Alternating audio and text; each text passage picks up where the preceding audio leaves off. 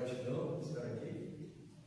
Eu acho que não vai ter 40 episódios, né? Eu conheci, sabia, as moras aqui. Eu acho que eu merecia assim, um boa tarde mais inclusivo. Boa tarde a todos. Boa tarde.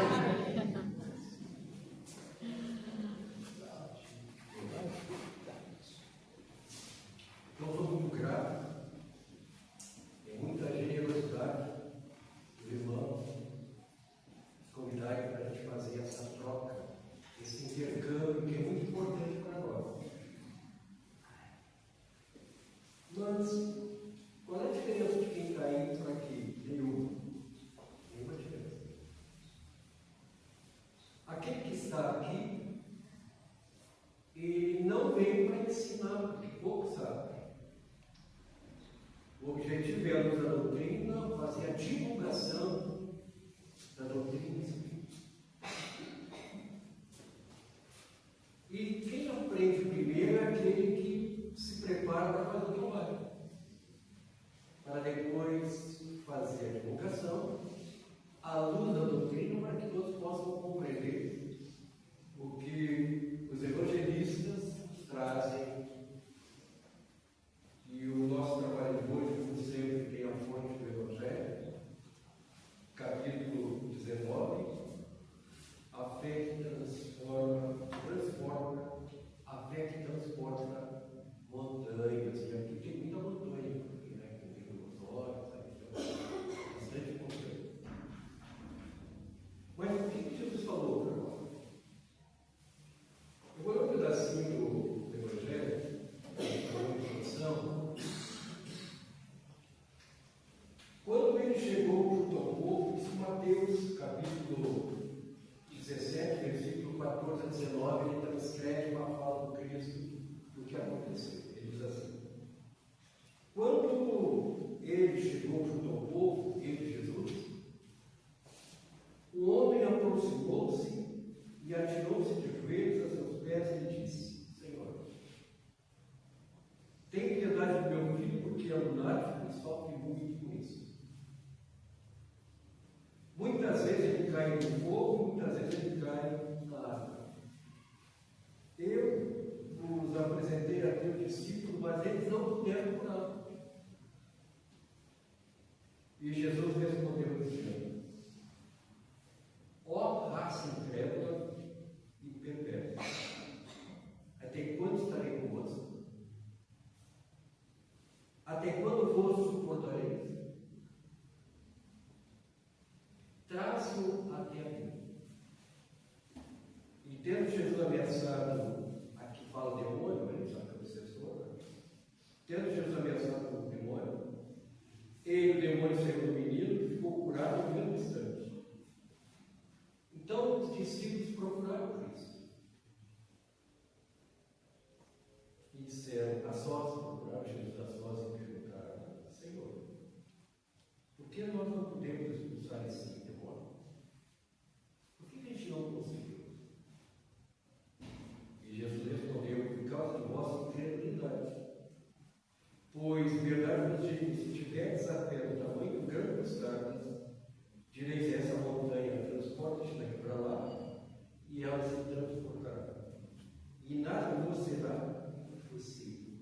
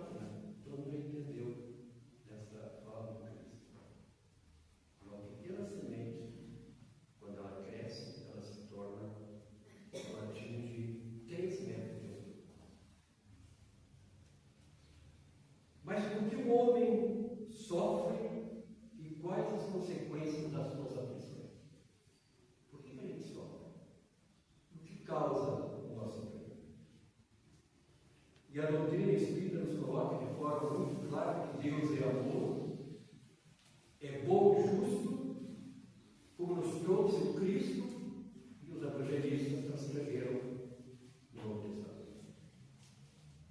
Deus é a fonte de toda a criação.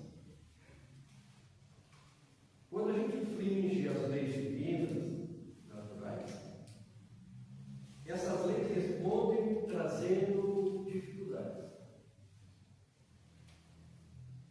Dificuldade essa criada por nós mesmos. É o que a gente estuda através da doutrina, a lei de causa e efeito. Tudo que a gente planta, a gente colhe. Então nós somos responsáveis pelos nossos destinos e construtores do bem ou do mal. Nós construímos o bem ou o mal. E com o livre-arbítrio de Deus, essas dificuldades elas não surgiram, não. E se a gente se complica infringindo as leis divinas naturais, a gente pede socorro. E nós acionamos um sentimento que a gente chama fé. É quando a gente levanta os olhos para o céu, não levanta os olhos para o céu, mas é uma forma que a gente tem. Meu Deus, diz meu Deus, Ele está inteiro de hora. A gente levanta os olhos e diz, e agora?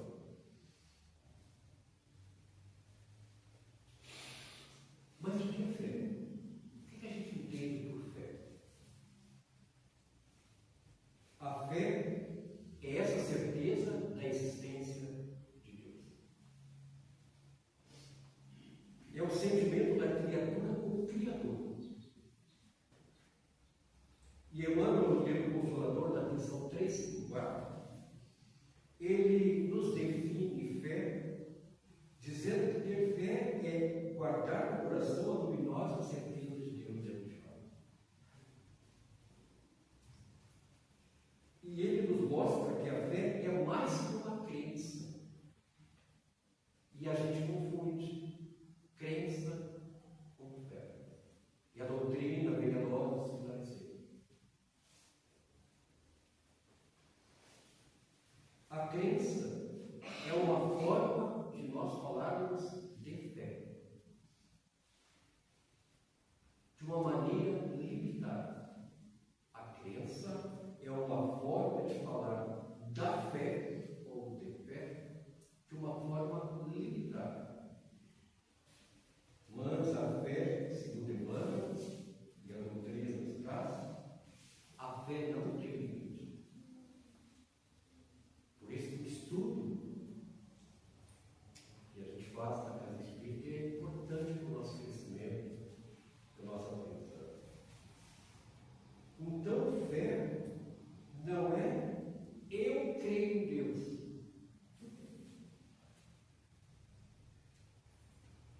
Na fé, eu sei que Deus existe. Então, Flávio, existe uma diferença entre crença e fé? Crença é acreditar. Eu posso acreditar agora, ou eu posso deixar de acreditar amanhã. Ela é limitada. Vai depender da crença que eu tenho. Eu posso criar um segmento religioso e todos vocês virem na minha religiosidade e o que eu falo vocês creem. Mas é crer naquilo que eu estou falando. Crença é algo limitado. E ter fé é algo que define. Ter fé é acreditar em Deus. Não é eu creio em Deus. Porque muitos não creem. E a gente chama a Deus. Somente quem tem fé busca sintonia e harmonia com as leis divinas. Por isso que a lei é limitada. Mas Mas aí ficam algumas perguntas para nós. E nós temos o estudo online, e eu tenho uma amiga muito querida, que era essa menina.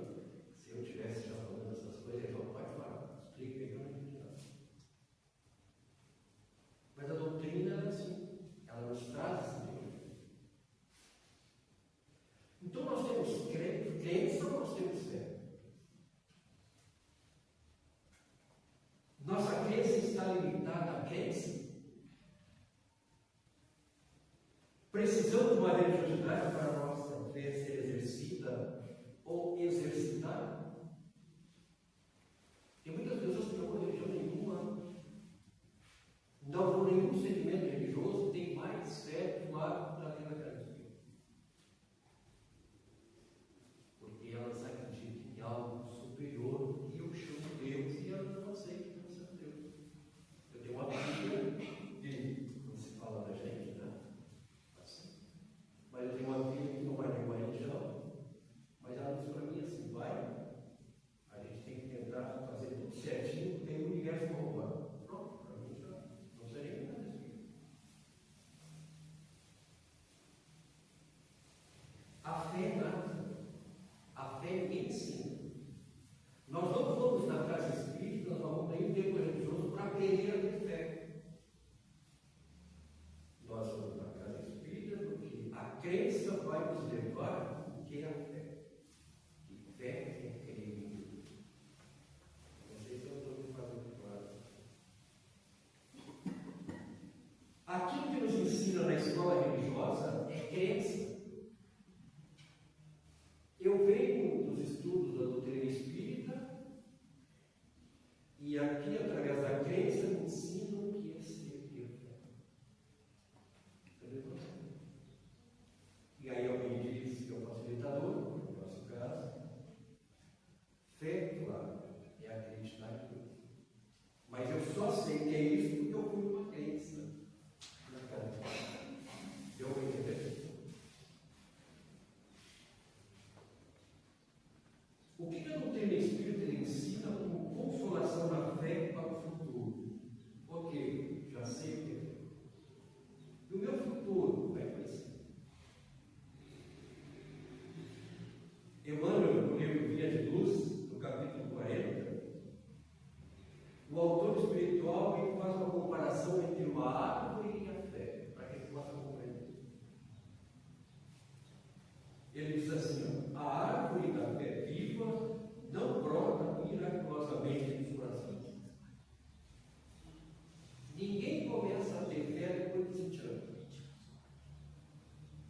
A gente já tem fé antes de encarnar. Ou reencarnar. Então ela é nata, ela é nossa. Ninguém nos ensina a ter fé. Porque a fé é como se fosse uma árvore que começa a partir da semente, que se desenvolve, pequenina e cresce. Agora eu entendi o que Jesus falou. Se eu tivesse uma fé de tamanho grande de mostarda, eu curaria, todos curariam, os apóstolos curariam aquele menino, como Jesus disse. Imagine hoje Jesus, a menina. Eu falo ela porque eu estou mais íntimo com ela. Vocês me perdoem, tá? E elas me cobram muito isso. Eu fico imaginando hoje Jesus dando uma volta aqui, encarnando e olhando nós desse século. Eu acho que ele diria, até quando eu vou ter que suportá-los? Vocês não entenderam? É através do amor, do sentimento, que a gente tem que ser amado, assim, entender. Já se passaram 2025 mil anos. Entenderam? Então a fé é desenvolvida, ela nos é dada, é conquistada no nosso processo evolutivo. Que nem a sementinha plantada, calma, vai crescendo, chegar até 3 metros. Quando essa árvore chega a 3 metros de altura, ou seja, quando o espírito chega a 3 metros de altura, torna-se um espírito puro. Paulo Paulo de Tarso já nos diz: peleja na fé, exercita tua fé. Paulo de Tarso nos diz: fé é se entregar e confiar. Imagina alguém aqui dando uma carona aqui em Porto Alegre, dirigindo o banco e sendo o banco de trás, porque eu confio no motorista. E eu me entrego. Tranquilo. Eu sei que não vai passar dos 80, não vai cuidar do velocidade, etc. É assim que a gente deve fazer em relação a Deus. Se entregar e confiar. Não é crer. Eu creio que esse motorista talvez vá fazer clarinha de palavra por ele. Aí não dá. Não, eu entreguei, confiei que esse motorista é excelente para ajudar.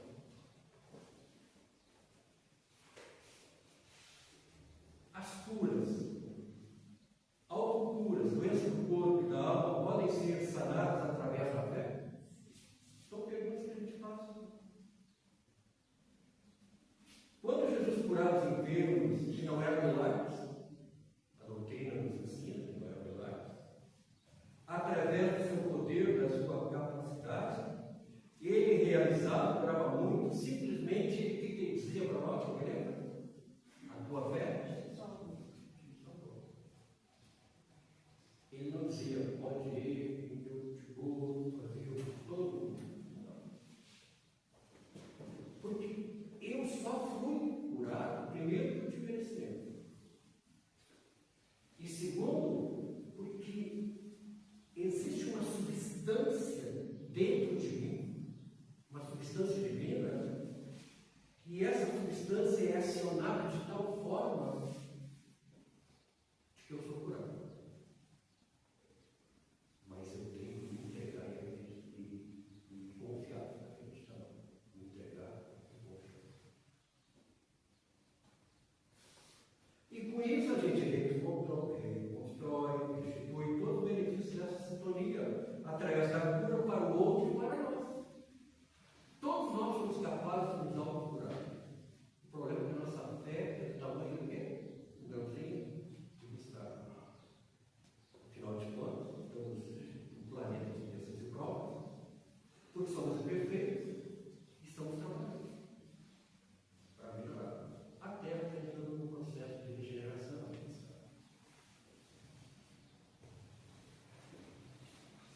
Então, é uma comunhão com o Pai da autocura. E quando cura? Por que os apóstolos não curaram ainda? Grãozinho mostarda ainda. Os apóstolos. Imagina, eu fico imaginando, você fica para ver. Imagina se eu andasse com Jesus. Eu não ia largar de mão, ia tacar água na túnica dele, que é onde ele vive na frente. Mesmo assim, Jesus ensinando, mostrando a fé deles naquela época. Precisou Pedro negar o Cristo 3 vezes para cair no peixe.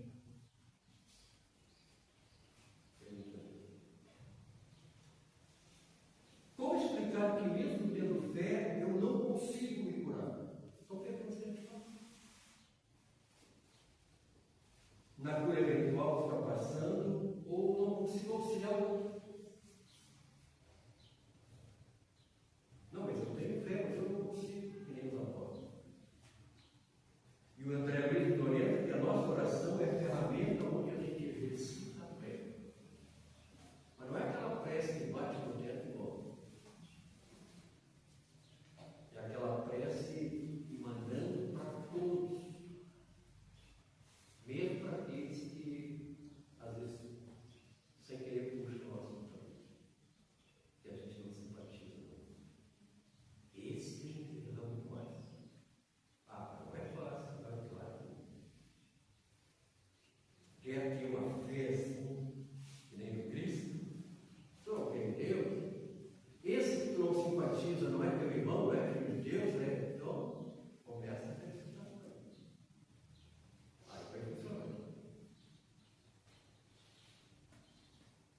E André nos diz assim para nós que a gente deve pedir, saber pedir e merecer pedir.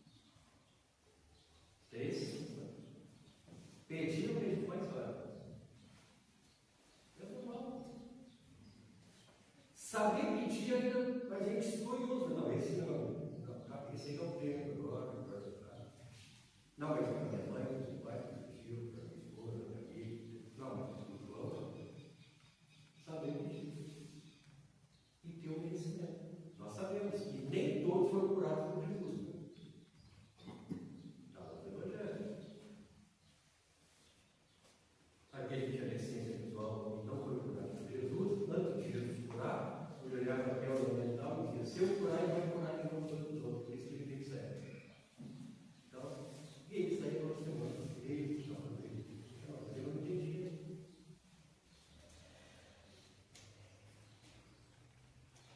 Uma sinceridade que eu tenho uma fé assim, não é meu caso, mas eu tenho uma fé assim,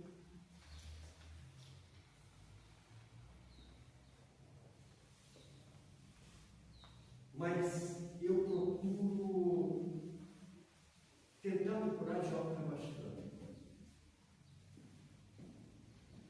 Só que aquilo que eu carrego para mim é uma oportunidade de saudável que ele vive, talvez nessa hora, nessa vez, a minha vida não venha, porque eu não tenho merecimento. Ou, se o plano espiritual ainda não muito desejável, a gente vem com o objetivo de perder o braço, porque não tem encarnação, a gente com chicote bateu muita gente. A gente muda a nossa postura nessa encarnação. A espiritualidade vê a nossa mudança e diz: não, ele não vai perder o braço, vai perder só o dedinho. E eu perdendo o dedo, eu me atiro no chão. Eu perdi o dedo, se soubesse eu perdi.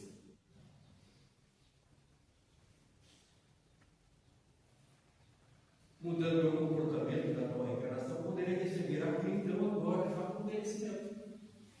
Meu Deus do céu, passa agora. Por merecimento. E quem tem fé vive em esperança de Deus. Mas que montanhas são essas que têm fé em Jesus? Todos sabem. A interpretação literal tem sido um grande equívoco de nós, religiosos, teólogos, equivocados, que ao longo dos anos, ao pé da letra, a gente traz a materialidade, um milagre, como se Jesus dissesse: pedaço de terreno sai daqui e vai para lá. Porque pegamos ao pé da letra. Essas montanhas são as nossas provas, as nossas imperfeições, nosso egoísmo, nossa inveja, avareza, orgulho. Quando a gente remover essas montanhas, a nossa fé surgirá. Jesus falou: vós sois e brilham as sombras.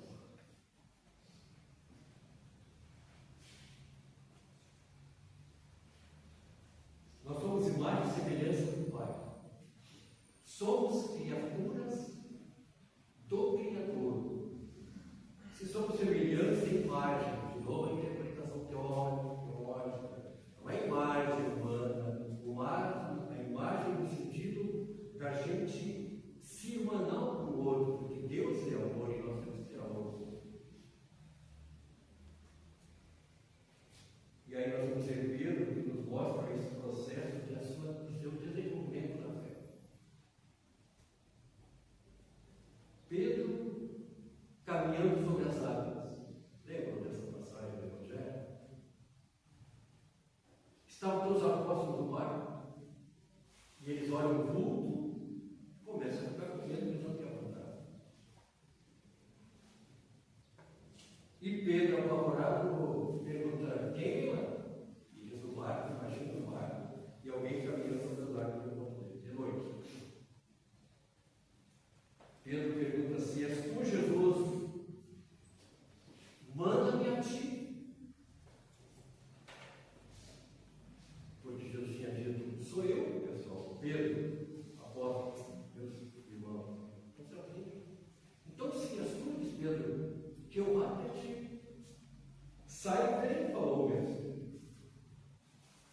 Pedro sai do barco, começa a caminhar sobre as águas.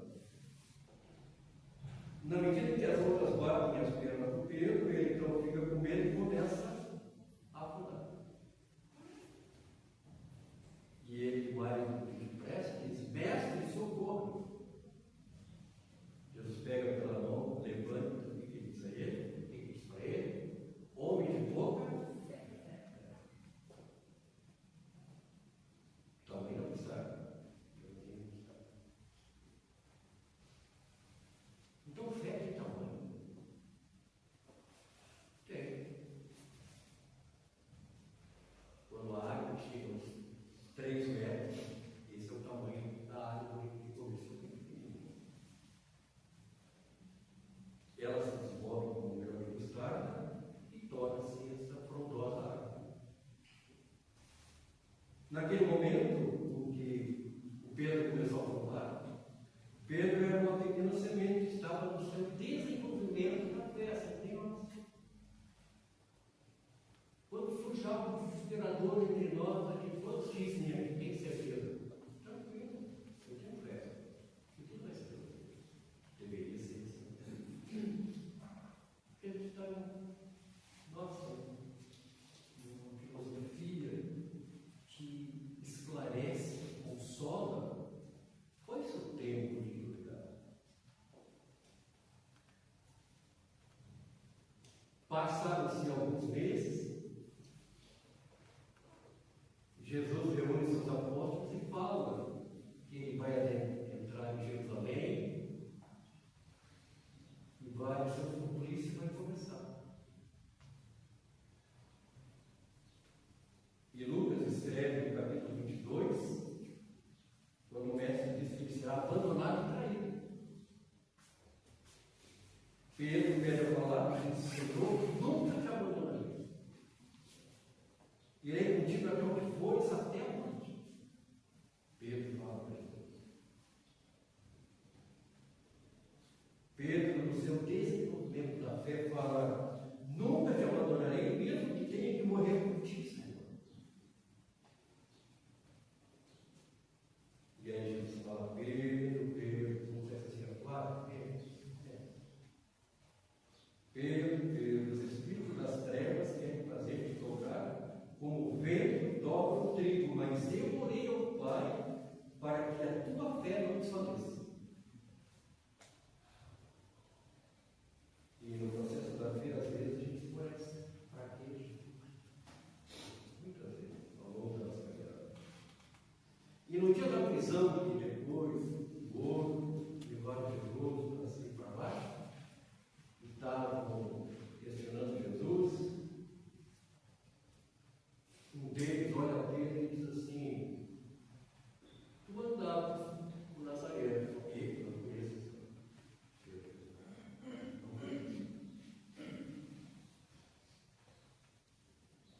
Outro diz: mas eu já te vi com ele. Eu vi quando tu acompanhava ele. Não conheço esse homem. Não me engane. Tu és dele.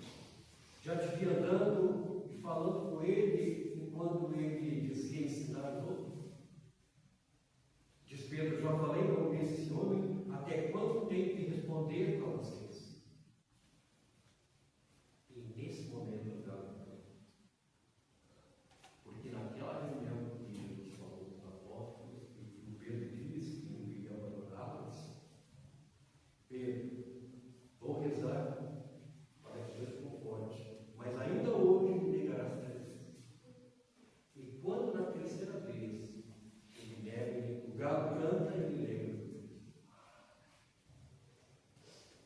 Aquele Pedro que tinha uma pequena fé, que afunda nas águas, que aprendeu e conviveu com Jesus, não tinha fé suficiente, forte, e nega 3 vezes como Cristo tinha dito a ele.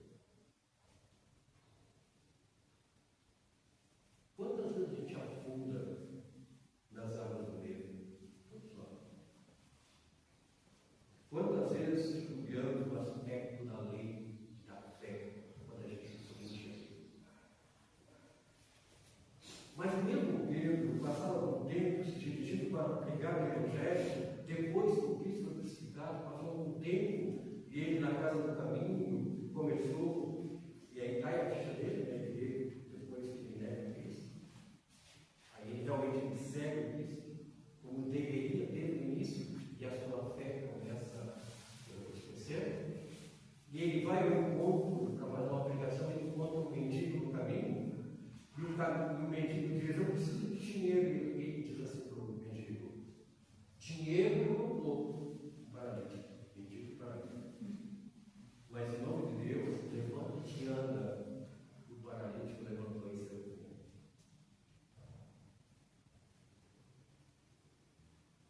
Pedro aqui demonstra sua fé, aí sim uma fé robusta, construída ao longo do tempo, uma árvore luminosa agora, que nem aquela árvore do Gustavo que cresceu e se tornou com 3 metros de altura.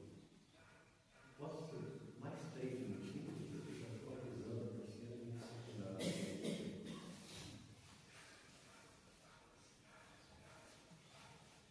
Jesus se aproxima do Pedro depois e pergunta para ele: quem fez isso? Esse cara ele pergunta: Pedro, tu me amas? Amo, Senhor. Segunda vez: Pedro, tu me amas? Senhor, tu sabes que eu te amo. Terceira vez: Simão Pedro, filho de Jonas, ama-me mais que todos? Chorando copiosamente, Pedro diz: Senhor, tu sabes que eu te amo. Jesus diz: então, apacenta as minhas ovelhas. 3 vezes de boca, Pedro nega a Jesus antes da crucificação. E 3 vezes de boca, Pedro reafirma o seu amor por Jesus. Quantas vezes na nossa caminhada, na nossa família, no nosso grupo, a gente tem negado Jesus? E a fé, como diz